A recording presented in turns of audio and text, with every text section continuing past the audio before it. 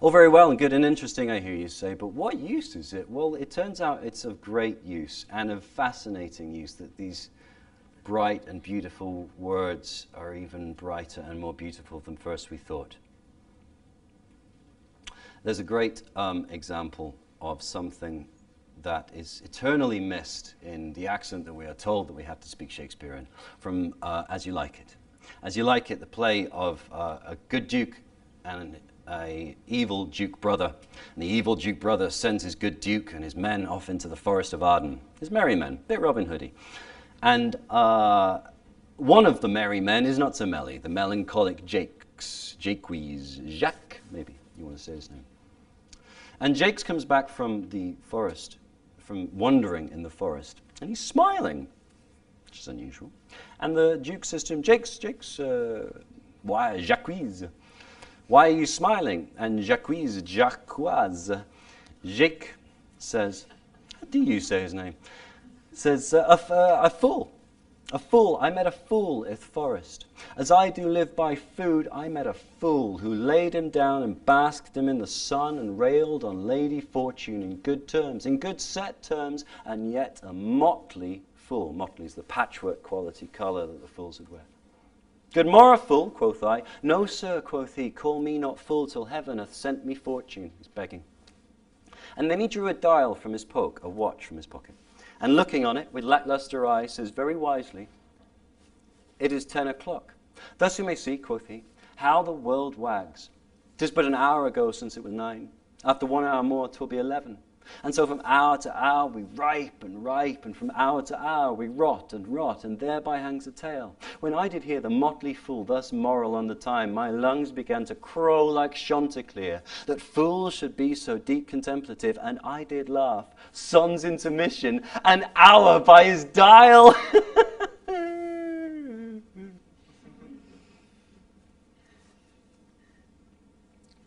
And then he drew a dial from his pocket, and looking on it with lacklustre eye, says very wisely, it is 10 o'clock. Thus we may see, quoth he, how the world wags. 'Tis but an hour ago since it were 9. After 1 hour more 'twill be 11. And so from hour to hour we ripe, from hour to hour we rot, and thereby hangs a tale.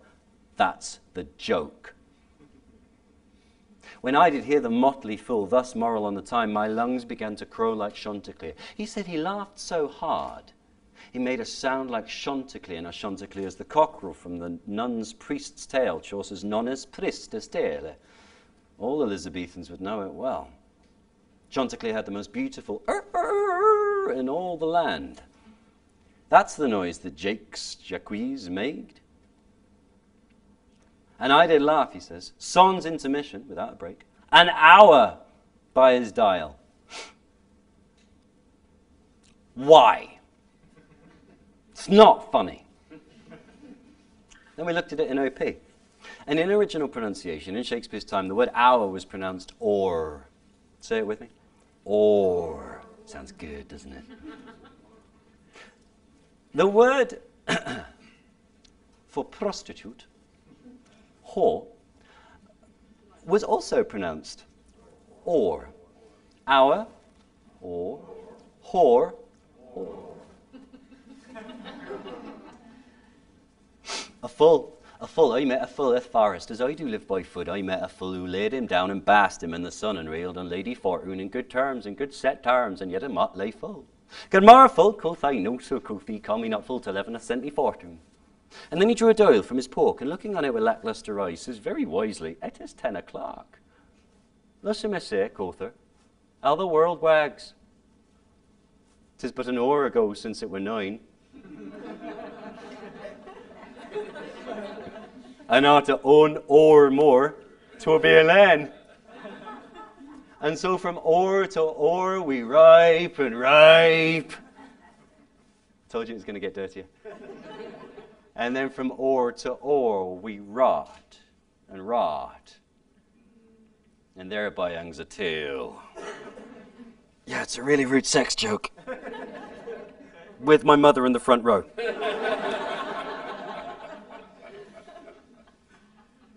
You know, if I have a bugbear about modern Shakespeare, it's that because people think that it's just easy to perform, that all you have to do is stand on stage and sound beautiful, they don't know how much direction Shakespeare has given you within the writing styles that he's written. And because it's full of 400-year-old jokes, that some of which really don't make sense anymore, the temptation is to fill outside of the lines with bum jokes and sex jokes and toilet humor that isn't there. And then the toilet humor that is there is missed because we're saying it in the wrong accent. The last time I saw this performed, the actor came to the front of the stage and said, "So from hour to hour we ripe, and from hour to hour we rot, and thereby hangs a tale." Anyway, it doesn't work anymore. The idea of original pronunciation is not that every play, Forever Hear More, should be performed in original pronunciation. But there are things that we can learn from it in exactly the same way as we can learn from the original texts. We can learn from, as original, a theatrical dynamic like the Globe. And as I'm experimenting with, we can learn from the kind of company dynamic of keeping the same group of actors together and having them repeat their work and their work with each other with the same master's voice. I love working in original pronunciation. There's a wonderful speech that you all know.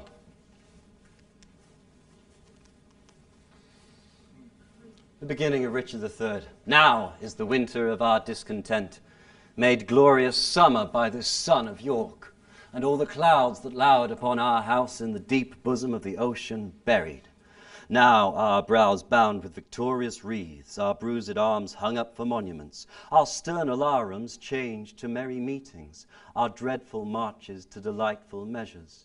Grim-visaged war hath smoothed his wrinkled front, and now, instead of mounting barbed steeds to fright the souls of fearful adversaries, he capers nimbly in a lady's chamber to the lascivious pleasing of a lute. But I, that am not shaped for sportive tricks, nor made to court an amorous looking-glass, I, that am rudely stamped and want love's majesty to strut before a wanton ambling nymph, I, that am curtailed of this fair proportion, cheated of feature by dissembling nature, deformed and finished, sent before my time into this breathing world scarce half made up, and that so lamely and unfashionable that dogs bark at me as I halt by them. Why, I, in this weak piping time of peace, have no delight to pass away the time, unless to see my shadow in the sun and descant on mine own deformity." It's this line that I want you to look at. Cheated of feature by dissembling nature. In fact, that line. Yeah, I can do PowerPoint, it turns out. Who knew? Listen to what happens to that line, which some could argue, cheated of feature by dissembling nature, some could argue is the most important line in the speech, because it is, of course, Richard talking about his own limitations, whatever they may be.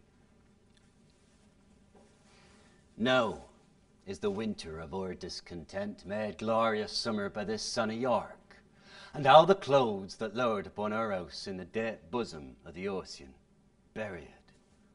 Now our brows bound with victorious wreaths, our bruised arms hung up for monuments, our stern alarums changed to merry maidens, our dreadful marches to delightful measures. Grim-visaged war hath smoothed his wrinkled front, and now, instead of mounting barbed steeds to fright the souls of fearful adversaries, it capers nimbly in a lady's chamber to the lascivious pleasing of a lute.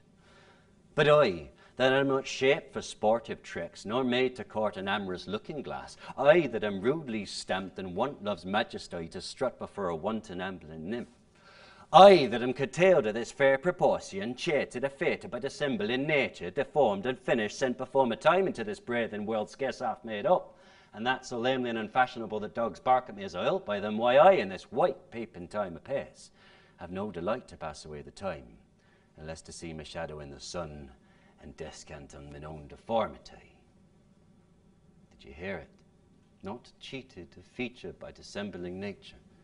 I, that am curtailed of this fair proportion, cheated of fate by dissembling nature. Not de-dum, de-dum, de-dum, de-dum, de-dum. Da-da-da-da-da-da-da-da-da, cheated of fate by dissembling nature. Somehow, in this accent, in this speech, Shakespeare makes the iambic pentameter canter for Richard.